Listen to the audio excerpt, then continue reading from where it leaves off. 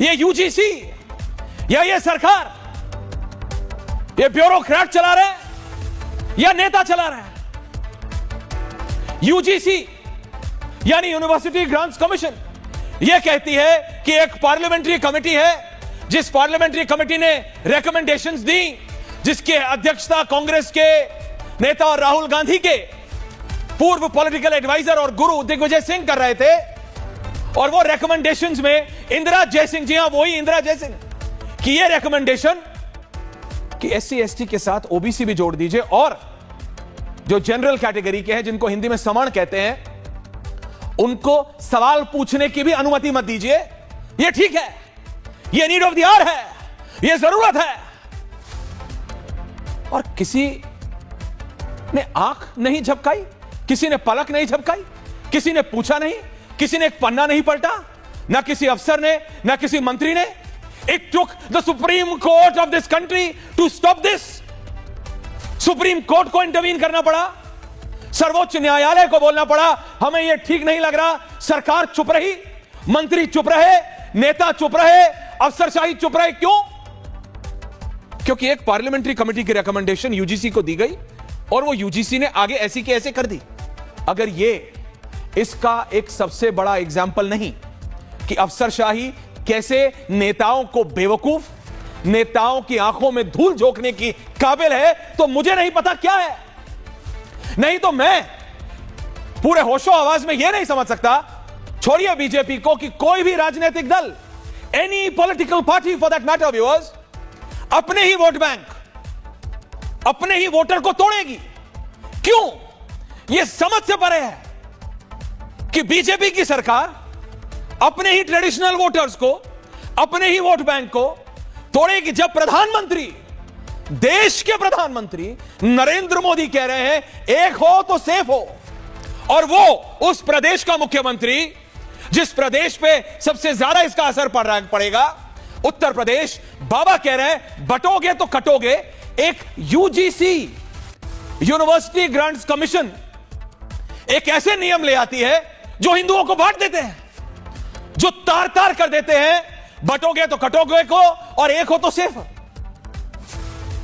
तार तार। Is this an oversee? मतलब it can not be an oversee. मैं क्या बोलूं, आप मुझे बताइए, क्योंकि जब मैं अभी आपको बताऊंगा कि यूजीसी की वो कौन सी रिकमेंडेशंस थी, तो मेरे पास कोई और शब्द नहीं है फियास्को के अलावा। यह एक बहुत बड़ा ब्लंडर था। फियास्को का हिंदी में शब्द क्या होता है? तबाही होता है। यह एक ऐसा फियास्को था जो कि जानबूझ के कुछ खास लोगों ने यूजीसी कमेटी के अंदर जो थे, ये इंदिरा जयसिंह जैसे लोग, इट वॉज हर रिकमेंडेशन। और इंदिरा जयसिंह का क्या थॉट प्रोसेस है, क्या यह धर्मेंद्र प्रधान जी को नहीं पता?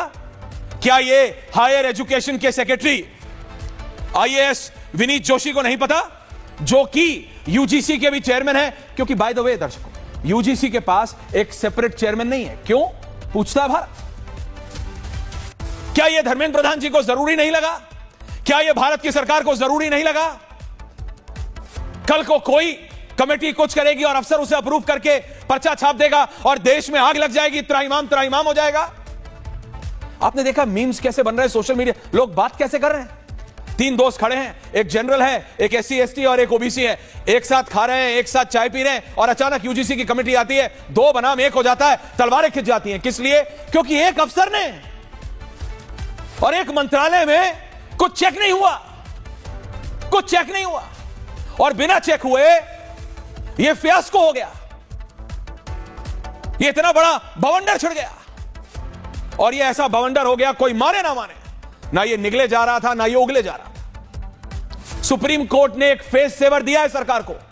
सुप्रीम कोर्ट ने लिटरली, जिसे हिंदी में कहते हैं, बचाया है, एक रास्ता बताया। जो चीज सरकार को कर देनी चाहिए थी, वो सुप्रीम कोर्ट ने किया। इसमें कोई आपको डबल पीएचडी प्रोफेसर होने की जरूरत नहीं है। सोचिए, दो बच्चों की लड़ाई हो रही है। एक बच्चे ने बोला कि इसने मेरे को अपशब्द बोले, और टीचर ऐसा नियम बना दे क्लासरूम में और दो भाग में डिवाइड कर दे बच्चों को, एक ए है एक बी है।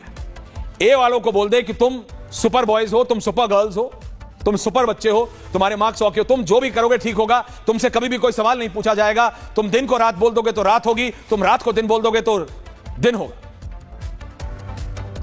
वो बच्चा खड़ा हुआ, बोला मेरे को बी ग्रुप वाले ने गाली दी। बोले ठीक है बेटा, और पूरी क्लास शांत थी, टीचर को पता है गाली नहीं दी, लेकिन क्योंकि ए वाले ने बोला है तो गाली दी है। और उस बच्चे को निकाल के क्लास के बाहर खड़ा कर दिया और बोले 12 घंटे हाथ ऊपर करके खड़े। सिंपल भाषा में समझाने की कोशिश कर रहा हूं। ये रिकमेंडेशन थी यूजीसी की, जिसको कि एचआरडी मिनिस्ट्री ने जाने दिया, जिसको कि यूजीसी ने छाप दिया, जिसपे कि सरकार कुछ बोली नहीं। और सुप्रीम कोर्ट में जब पीआईएल दाखिल हुई तब भी सरकार की तरफ से चुप्पी साधी गई। वो तो सुप्रीम कोर्ट को समझ आया कि गलत है। कोई नहीं कह रहा कि इस देश में साल नहीं, दशक नहीं, पीढ़ियों तक एक वर्ग को झेलना पड़ा है, मुसीबतें झेलनी पड़ी हैं। इसको कोई नकार नहीं सकता और ना नकारना चाहिए, क्योंकि ये इस देश की रियलिटी है। और हमें पता होना चाहिए कि एक वर्ग है जिसने झेला है, जिसको खाट के पैताने भी नहीं, खाट से नीचे बिठाया जाता था। एक वर्ग है जिसको उसी हैंडपंप से प्यास के मारे मर जाते थे लेकिन पानी नहीं पीने देते थे। एक वर्ग है जिसको गांव में अगर एक कुआं है तो गांव से 20 किलोमीटर बाहर भेजते थे, वहां से पानी लेके आ, चाहे बच्चा बीमार हो या बूढ़ा मर रहा हो, फर्क नहीं पड़ता, तू उस जाति का है, बाहर जा। ये असलियत है। इसी को देखते हुए ये नियम बने हैं, लेकिन इसका मतलब ये नहीं कि आज आप वो उल्टा कर दो। ये जो यूजीसी की रिकमेंडेशन थी, ये बिल्कुल उसका 180 डिग्री उलट था कि जो किसी जमाने में, जो किसी पीढ़ी में एक वर्ग के साथ हुआ है, अब वो इस वर्ग के साथ। यानी तुझे मुझे गोली मारी तो मैं भी तुझे गोली मारूंगा। इसका मतलब क्या हुआ? समाप्त, विनाश। समाज बट रहा था, समाज कट रहा था। राजनीतिक दल राजनीति कर रहे थे। They will have their fun, they will have their fun. Mayawati ji अचानक एक दिन में 3 नहीं 5-5 पत्रकार वार्ताएं करने लगेंगी। चंद्रशेखर नगीना से जो सांसद हैं, उन्होंने अपने आह्वान दे दिए सारे डिस्ट्रिक्ट में, उठो जागो, बहुजन समाज को जगाना है। क्या राजनीति हो रही है? नो वन केयर्स कि समाज में क्या हो रहा है, नो वन केयर्स कि गांव में क्या हो रहा है। लोग परेशान हैं, लोग सरप्राइज हैं कि आखिरकार क्या करें, ये क्या हो गया, सरकार ने कर दिया, ये क्या हो गया। सबको साथ लेके चलने वाले लोग बाबा कह रहे हैं, बटोगे तो कटोगे। और यहां केंद्र सरकार की यूजीसी कमेटी, जो केंद्र एचआरडी मिनिस्ट्री के अंडर आती है, यूजीसी बोल रही है ऐसा कैसे, क्यों, किस लिए? ये इतना बड़ा फियास्को है। ये दिखाता है कि कैसे कुछ मतलब अफसरशाही किस तरीके से अपना काम लकूना, जिसे कहते हैं ना, गैप्स में से निकल जा, पतली गली से निकलना जानते हैं ये लोग कुछ नहीं देखते कि इसका समाज पे क्या असर पड़ेगा। ये लोग कुछ नहीं देखते। इसीलिए तो एक नेता का रिप्रेजेंटेटिव मंत्री के तौर पे बिठाया जाता है। जानकारी तो उस अफसर में ही है, लेकिन जनता की जानकारी नेता में होती है, इसीलिए नेता अफसर के ऊपर होता है। ये बेसिक सेंस है सिविक्स की। कोई नेता मुझे बता दीजिए, इक्का दुक्का कोई हो जिसको अफसर से ज्यादा जानकारी हो, अगर वो अफसर ही प्रमोटेड टू नेता नहीं है तो। और जितने भी अफसर प्रमोटेड टू नेता हैं, या तो वो उस मंत्रालय में सक्सेसफुल होते हैं जिसमें जनता से कनेक्शन नहीं होता, या जिसमें सिर्फ इंप्लीमेंटेशन होता है। जहां जनता से कनेक्शन होता है, जहां देश की जनता से जरा सा भी इंटरेक्शन होता है, वहां अफसर सक्सेसफुल नहीं हो पाते। 99% दर्शकों, 99%। क्योंकि एक नेता जो जनता का नुमाइंदगी करता है, वही समझता है उसके दुख, उसके दर्द, उसकी दिक्कत। अफसर कागज पे चलता है, यस और नो, सही का टिक या काटा, उसमें कोई बीच का रास्ता नहीं। यूजीसी की कमेटी में